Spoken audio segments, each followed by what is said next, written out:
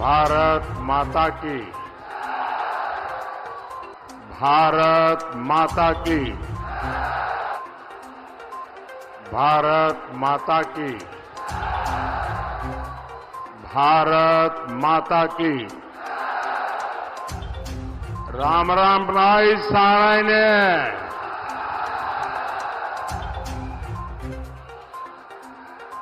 आज बुद्ध पूर्णिमा है। मैं समस्त देशवासियों को अनेक अनेक शुभकामनाएं देता हूं। मैं श्रद्धेय गुरु जयराम दास, चमन ऋषि और महान सेनानी राव तुलाराम जी को नमन करता हूं। मैं रेजांगला के शहीदों और अहिरवाल की इस भूमि को प्रणाम करता हूं।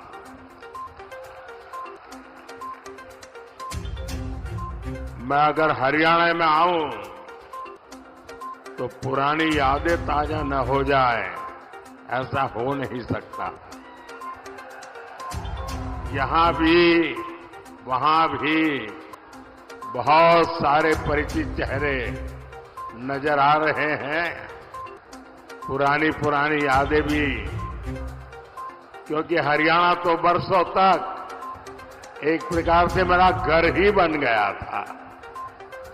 और मैं बड़े गर्व के साथ कहता हूं, मुझे राजनीति की बहुत सारी शिक्षा हरियाणा और पंजाब से मिली, और ये मेरा सौभाग्य रहा, इस मिट्टी ने भी मुझे गढ़ा है।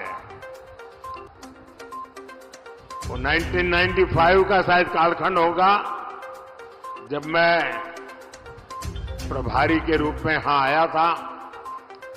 लेकिन आमतौर पर प्रभारी आते हैं दौरा करने के लिए, मैं हम मुकाब करने आ गया था, यहीं पर रहता था। और उस समय हमारे मनोहर लाल जी संगठन का काम देखते थे। उस समय हमारे रमेश जोशी जी अध्यक्ष हुआ करते थे। तो रमेश जी, मैं, मनोहर लाल जी हरियाणा की खूब खाक छानी थी।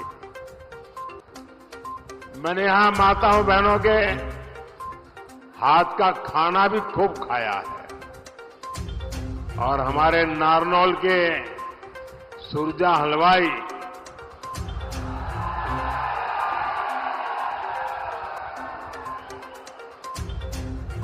और महेंद्रगढ़ की मिठाई, इसी के कारण ये हमारा राबिला डायबिटिक हो गया। लेकिन अब भी वो इतनी अच्छी बनती है ना सब कुछ। हाँ। और गर्मी की सीजन में एक गिलास राबड़ी, मोटी मोटी रोटी और एक प्याज सारी भूख मिटा देता था।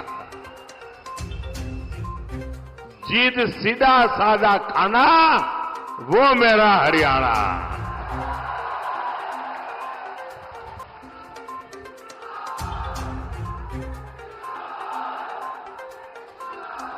साथियों, हरियाणा के घी मक्खन का जोर आज पूरी दुनिया देख रही है। सारी भारत विरोधी ताकतें लगी रहती हैं, लेकिन मोदी इनके झुकाए नहीं झुकता है। अभी मोदी को आपका कर्ज चुकाने के लिए बहुत काम करना है। हमारे हरियाणा को नई ऊंचाई पर लेकर जाना है, और इसके लिए जरूरी है फिर एक बार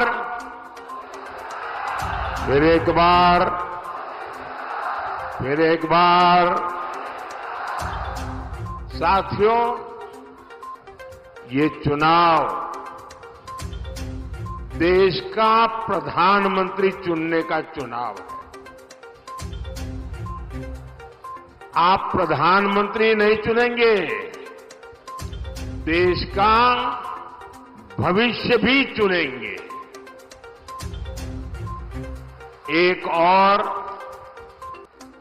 आपका जांचा परखा सेवक मोदी है और दूसरी ओर कौन है? कोई अता पता ही नहीं है।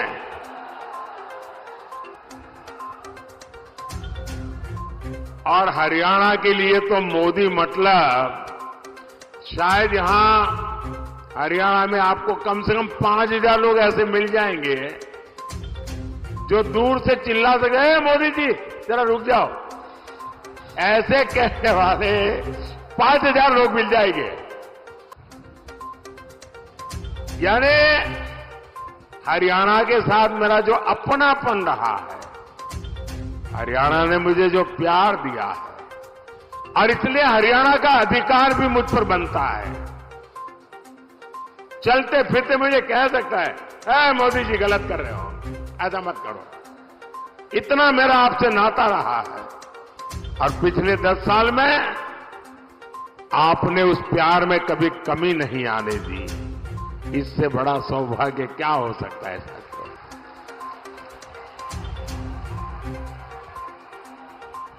और ये इंडिया अलायंस वालों का हाल तो ऐसा है कि गाय ने दूध दिया नहीं, लेकिन घी खाने के लिए इंडिया वालों में झगड़ा शुरू हो गया।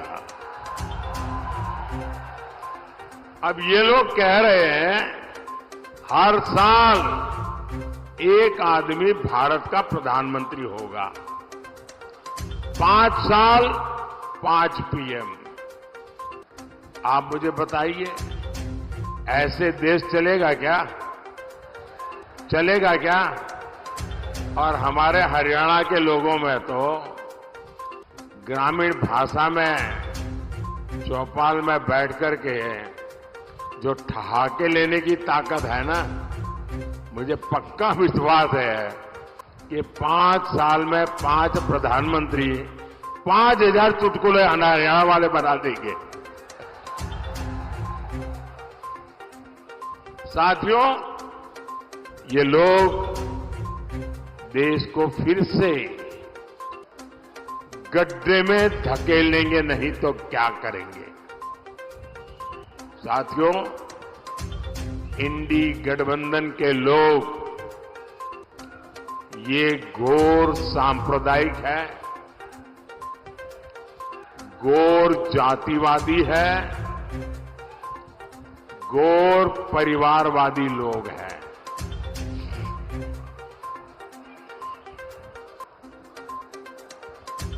अरे वो ताऊ जी को परेशान मत कर रहे भाई, हाँ थोड़ा इधर उधर हो जा रहे।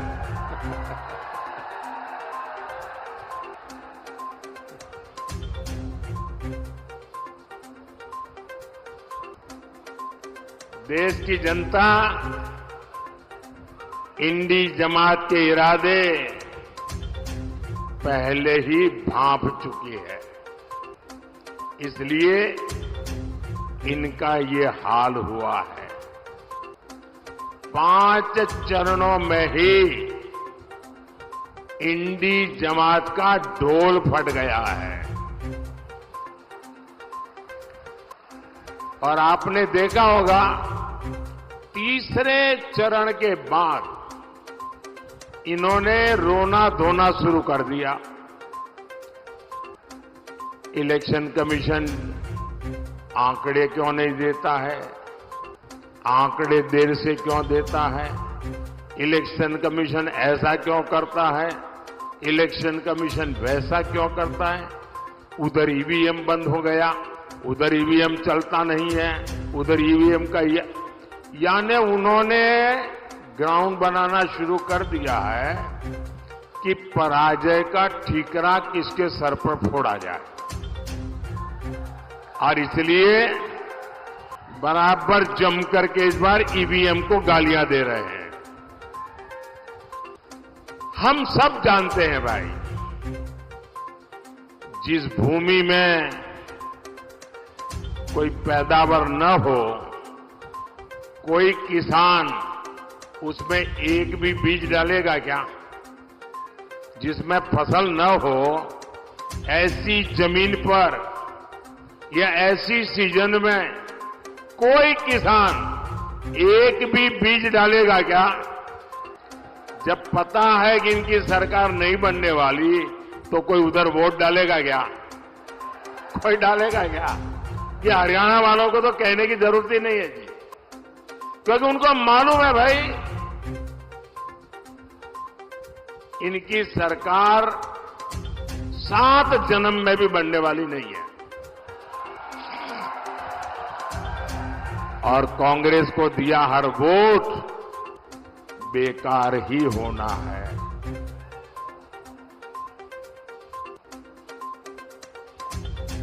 इसलिए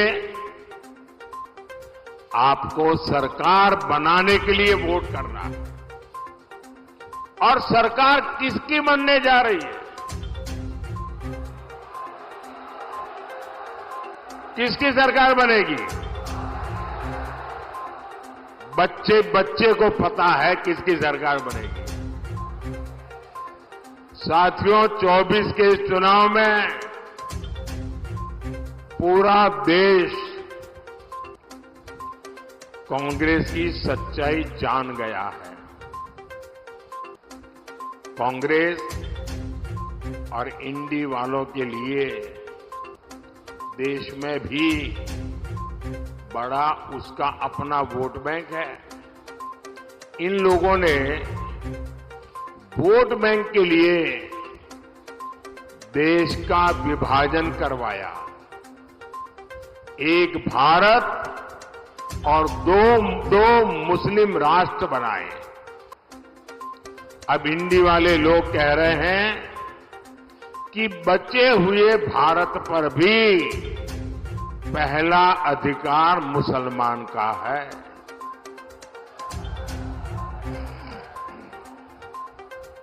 इन्होंने एससी, एसटी, ओबीसी, इनको जो बाबा साहब आंबेडकर ने आरक्षण दिया है, भारत के संविधान ने जो आरक्षण दिया है, इसको छीन करके वे वोट जिहाद करने वाले लोगों को देना चाहते हैं। आपने कल अखबारों में देखा होगा, टीवी पर देखा होगा, सोशल मीडिया में देखा होगा, बंगाल की हाईकोर्ट का जजमेंट आया है और बंगाल में भी इंडी जमात का एससी, एसटी, ओबीसी के आरक्षण के खिलाफ उनका जो षड्यंत्र है, आरक्षण विरोधी उनकी जो मानसिकता है, उसका भंडा फूट गया है। बंगाल में इन लोगों ने क्या किया? बंगाल में इन लोगों ने मुसलमानों को रातों रात ओबीसी के सर्टिफिकेट दे दिया था। जो आरक्षण ओबीसी को मिलना चाहिए, वो सारा का सारा मुसलमानों को, और वो भी घुसपैठियों में बांटा जा रहा था। हाईकोर्ट ने बंगाल में पिछले 10-12 साल में मुसलमानों को दिए सारे ओबीसी सर्टिफिकेट रद्द कर दिए। अब आप देखिए, कोर्ट न होती तो क्या होता? ये पिछड़े समाज के लोग करते क्या? ये मेरे दलित भाई बहन क्या करते हैं? ये मेरे आदिवासी भाई बहन क्या करते हैं? लेकिन साथियों, आप ये इंडी जमात वालों की मानसिकता देखिए। बंगाल की सीएम ने घोषणा कर दी है कि वो हाई कोर्ट का फैसला नहीं मानेगी। वो मुसलमानों को ओबीसी का आरक्षण देकर रहेगी। आप मुझे बताइए, कांग्रेस हो, टीएमसी हो, इंडी गठबंधन के सारे दल तो अपने वोट बैंक के साथ डटकर खड़े हो गए हैं। फिर आपके साथ, हरियाणा के साथ कौन खड़ा होगा?